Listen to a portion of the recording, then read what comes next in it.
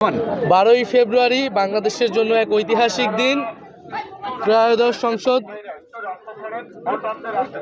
ত্রয়োদশ সংসদ নির্বাচন আজকে সকাল 7:30 থেকে ভোট শুরু হয়েছে।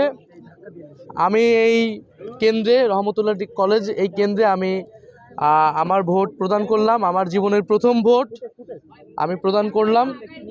নীরব পরিবেশেই নির্বিঘ্নেই আমি ভোট প্রদান করলাম। আমি জনগণের প্রতি আহ্বান জানাচ্ছি, সকলের প্রতি আহ্বান জানাচ্ছি, আপনারা নির্বিঘ্নে নির্ভয়ে উৎসবমুখর পরিবেশে আপনারা ভোট কেন্দ্রে আসুন। আপনারা দলে দলে সবাই ভোট কেন্দ্রে আসুন। আজকে ভোটের দিন, আজকে এই দেশের নিজেদের মালিকানা বুঝে নেবার দিন।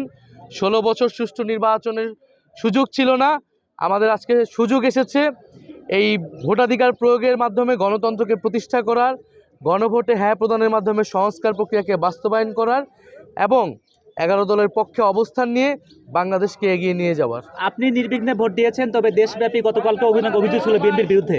এমন ঘটনার কোনো আলামত, এমন কোনো আশঙ্কা আজকেও দেখছেন কিনা? আমরা গতকাল রাতে কয়েকটি জায়গায় এই ধরনের ঘটনার, অনাকাঙ্ক্ষিত ঘটনার কথা শুনতে পেয়েছি। রাতে আমাদের দল থেকে প্রেস ব্রিফিং করা হয়েছে, আমরাও সোশ্যাল মিডিয়া এই বিষয়ে কথা বলেছি।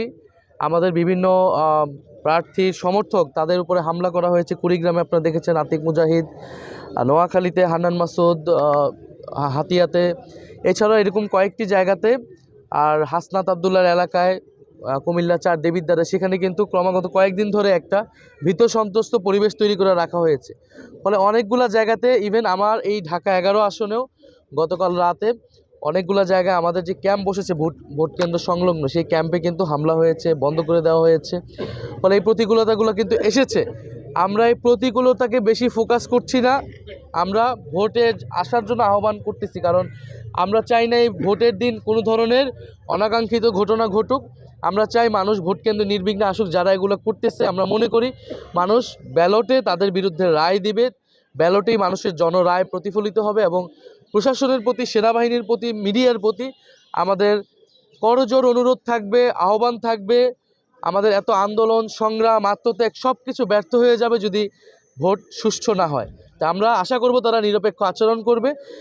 তারা প্রশাসন যদি নিরপেক্ষ আচরণ করে, তাহলে এই ধরনের যারা গায়ের জোর দেখানোর চেষ্টা করছে, তারা আসলে সফল হবে না। ভোট সুষ্ঠু হলে এনসিপি কয়টি আসনে জিততে পারে? 11 দলীয় জোট কয়টি আসনে জিততে পারে? 11 দলীয় জোট সরকার গঠনের লক্ষ্যে গঠিত হয়েছে।